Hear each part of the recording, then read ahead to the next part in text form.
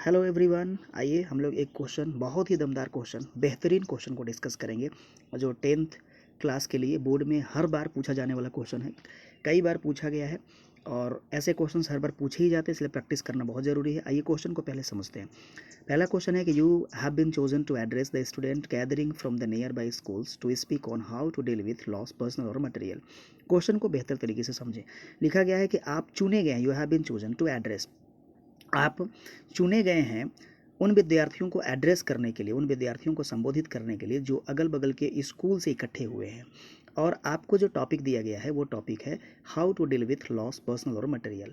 व्यक्तिगत या भौतिक क्षति से कैसे हम डील विथ करें, कैसे हम बाहर निकलें, कैसे हम समझौता करें, कैसे हम उबरें, ये चीज़ है कि यानी पर्सनल या मटेरियल लॉस से हम कैसे उबरें, इस टॉपिक पे आपको बोलना है, यानी एड्रेस करना है विद्यार्थियों को। तो जो आप एड्रेस करेंगे तो आप तैयार करेंगे उसको, उसके बाद आप बोलेंगे। तो वही कह रहा है कि prepare the speech draft in not more than 120 words. आप एक स्पीच तैयार करिए और वो स्पीच 120 शब्दों से ज़्यादा में नहीं होना चाहिए। रेफरेंस दे दी गई है आपको कि with reference to the commonality of themes in John Berryman's the ball poem and a sermon at Benares. Question में दिया गया है कि आप कॉमन थीम जो व्याप्त है the ball poem John Berryman के द्वारा लिखा हुआ और सरमन एट बनारस बेटी रैंसो के द्वारा लिखा हुआ, ये दोनों चैप्टर्स में जो कॉमन थीम है उन थीम को आप यूज़ कर सकते हैं और इसके सहारे जो है आपको जो है विद्यार्थियों को एड्रेस करना है। मुझे लगता है क्वेश्चन आपको समझ में आ गया होगा। तो क्वेश्चन ना समझ में आए तो आप आंसर भी नहीं कर सकते, इसलिए क्वेश्चन समझना बहुत ज़रूरी है। तो फिर से एक बार मैं आपको बता दूं कि क्वेश्चन क्या है कि आप चुने गए हैं कुछ विद्यार्थियों को एड्रेस करने के लिए। वो कौन से विद्यार्थी हैं? वो विद्यार्थी हैं अगल बगल के स्कूल से इकट्ठे हुए विद्यार्थी हैं। आपको जो टॉपिक दिया गया है वो टॉपिक है how to deal with loss, how to deal with loss personal और मटेरियल। व्यक्तिगत या भौतिक क्षति से कैसे बाहर निकलें, इस टॉपिक पे आपको स्पीच देना है। इसलिए क्वेश्चन कह रहा है कि एक स्पीच आप तैयार करें, prepare the speech draft in not more than 120 words. आपको 120 शब्दों से ज़्यादा में एक स्पीच तैयार नहीं करनी है। और रेफरेंस क्या लेना है आपको? तो commonality of themes in John Berryman's the ball poem and sermon at Benares. Sermon at Benares और द बॉल पोइम में एक कॉमन थीम है और उस कॉमन थीम को, कौन सा कॉमन थीम है, जब आप चैप्टर पढ़े होंगे तो आपको पता हुआ होगा, आप जानते होंगे कौन सा कॉमन थीम है, तो आपको उसी कॉमन थीम को लेकर के इन विद्यार्थियों को संबोधित करना है। सबसे बड़ी बात यह है कि आपको जो है ये दे दिया गया है कि किस तरीके से स्टार्ट करना है। तो यू में बिगिन दिस वे, यहाँ लिखा हुआ है कि यू में बिगिन दिस वे। आप इस तरह से क्या कर सकते हैं? शुरू कर सकते हैं। शुरू करने के लिए आपको हेल्प दे दिया गया है। एंड यू में एंड इन दिस वे, आप इस तरह से अंत कर सकते हैं। दोनों स्टार्टिंग पोर्शन और एंड पोर्शन दोनों जो है आपको दे दिया गया है। तो आप शुरू कर सकते हैं। Good morning everyone, today I would like to discuss two pieces of literature that offer a powerful insight into how we can learn to deal with loss. ये आपको पूरी की पूरी लाइन चिपकानी है, तो चिपकानी ही है आंसर में। और लास्ट में जो आप एंड करेंगे तो to conclude I would like to say that, तो टू कंक्लूड ये लिखना ही है आपको, आई वुड लाइक टू से आपको लिखना ही है, और जो डॉट डॉट डॉट मैंने लिखा है उसमें आप अपना विचार देंगे, कंक्लूजन देंगे और थैंक यू लास्ट में लिख करके आप खत्म करेंगे। तो 2024 में ये क्वेश्चन पूछा भी गया है और फिर आपके एग्जाम में 2025 में भी पूछे जाएंगे। इस तरह के क्वेश्चंस बार बार पूछे ही जाते रहे हैं, इसलिए बहुत ही महत्वपूर्ण क्वेश्चन है। ऐसे क्वेश्चन को तो कभी अंडर एस्टिमेट करना ही नहीं चाहिए, जरूर पढ़ के जाना चाहिए, जरूर देख के जाना चाहिए, पढ़ के जाना चाहिए। तो हमने आपके लिए एक स्पेसिमेन नमूना तैयार कर दिया है कि कैसे आंसर देना है। आप अपने तरीके से लिखेंगे, ये आपके लिए सिर्फ हेल्पफुल होगा, बस ये आपको सहयोग ही प्रदान करेगा। बाकी आप इसको भी लिख सकते हैं, कोई ऐसा नहीं है, इसको अगर तैयार करें तो इसको भी लिख सकते हैं। प्रैक्टिस बहुत जरूरी है। तो लिखा हुआ है good morning everyone, today I would like to discuss two pieces of literature that offer a powerful insight how we can learn to deal with loss. तो ये पूरा जो ऊपर दिया गया था उसी को मैंने लिखा। John Berryman's the ball poem and a sermon at Benares by Betty Renshaw both explore the theme of loss. इसमें लिखा हुआ है कि द बॉल पोइम जो लिखा है जॉन बेरीमैन और सरमन एट बनारस जो बेटी रैंसो ने लिखा है, दोनों के दोनों both explore the theme of loss, दोनों के दोनों का जो थीम है वो है थीम ऑफ लॉस, लॉस का थीम है। Both of the chapters convey the message of inscrutable sufferings. दोनों चैप्टर में आप देखेंगे कि इनस्क्रूटेबल सफरिंग की बात की जा रही है। इनस्क्रूटेबल सफरिंग क्या होती है? इनस्क्रूटेबल सफरिंग उसे कहते हैं ऐसा सफरिंग, ऐसा कष्ट, ऐसा दुख जिसे आप बर्दाश्त नहीं कर सकते हैं। इस तरह के कष्ट को इनस्क्रूटेबल सफरिंग कहते हैं। इनस्क्रूटेबल सफरिंग का मतलब अनबियरेबल सफरिंग्स। आप देखेंगे कि एज के डिफरेंट स्थिति में, डिफरेंट एज में आप देखेंगे कि आपके लिए कोई वस्तु जो है वो अजीज हो सकता है।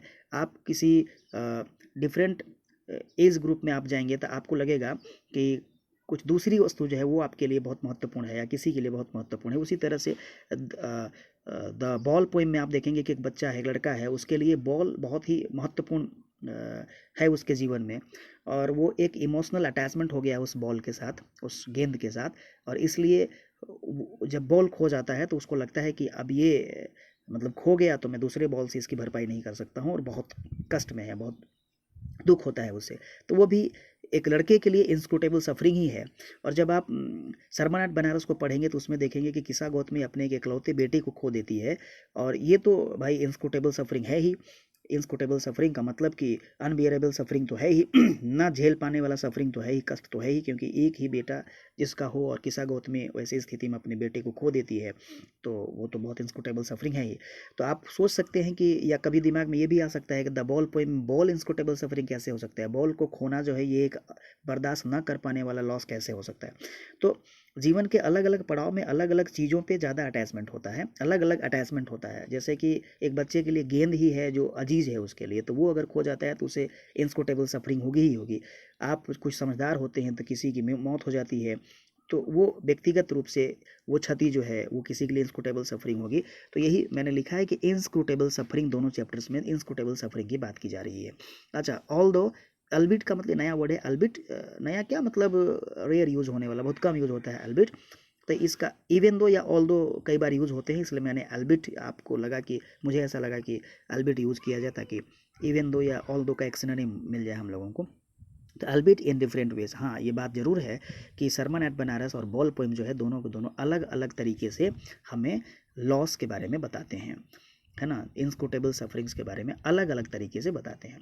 अच्छा, in the ball poem, ball poem में क्या होता है, the loss of a ball that is material loss. In ball poem में, इन द बॉल पोएम, जो बॉल पोएम है इसमें देखेंगे तो जॉन बेरीमैन जो बात कर रहे हैं वो मटेरियल लॉस के बारे में बात कर रहे हैं। तो the loss of a ball that is material loss, एक बॉल का खो जाना वो मटेरियल लॉस है, is a metaphor for the impermanence of thing, यानी कि ये एक मेटाफोरिकल यूज़ है। इस मेटाफर के माध्यम से, यानी कि इस एक बॉल के खो जाने के माध्यम से जॉन बेरीमैन ये बताना चाहते हैं कि दुनिया में जितनी भी चीज़ें हैं वो सब के सब इम्परमानेंस हैं, यानी कि इम्परमानेंट हैं, कोई भी परमानेंट नहीं है। While in a sermon at Banaras, जबकि सरमन एट बनारस में the speaker grapples with, speaker जो ग्रैपल विद का मतलब मैंने मीनिंग लिख दिया है, ग्रैपल विद का मतलब आप देख रहे होंगे, to try with to try to deal with or understand a difficult problem or subject, ये चीज़ है। यानी कि जो सरमन एट बनारस का जो स्पीकर है वो ये कहना चाहता है कि द इनएविटेबिलिटी ऑफ डेथ, यानी कि इनएविटेबिलिटी का मतलब होता है ऐसी चीज़ें जो घटित होगी ही होगी, अनअवॉइडेबल जो है ना, कि that which can not be avoided, वो चीज़ें जिसे हम अवॉइड नहीं कर सकते हैं, जैसे डेथ कोई भी अवॉइड नहीं कर सकता है। तो इसमें क्या थीम हो गया, inevitability of death. Sermon at Banaras में इनएविटेबिलिटी ऑफ डेथ है, यानी ये भी एक प्रकार का लॉस है, बहुत बड़ी अपूर्णीय क्षति है।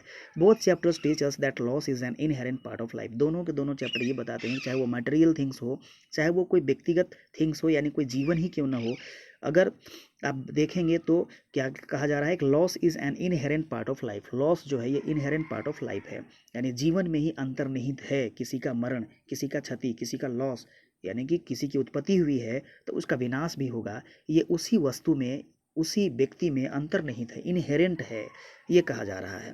But it is how we respond to it that matters, लेकिन हम इस स्थिति को कैसे रिस्पॉन्ड करते हैं, कैसे समझते हैं, ये मैटर करता है। Everything is मॉर्टल in this world, हम सभी जानते हैं कि दुनिया में सब चीज़ मॉर्टल है, मरणशील है। Death, decay and loss is common to all, death जो है, डिके जो है, डिके का मतलब क्षरण होता है, लॉस का मतलब जान ही रहे हैं आप, डेथ मृत्यु होती है। तो death, decay and loss is common to all, चाहे डेथ हो, चाहे डिके हो, चाहे लॉस हो, ये सब कुछ सभी चीज़ों के लिए कॉमन है।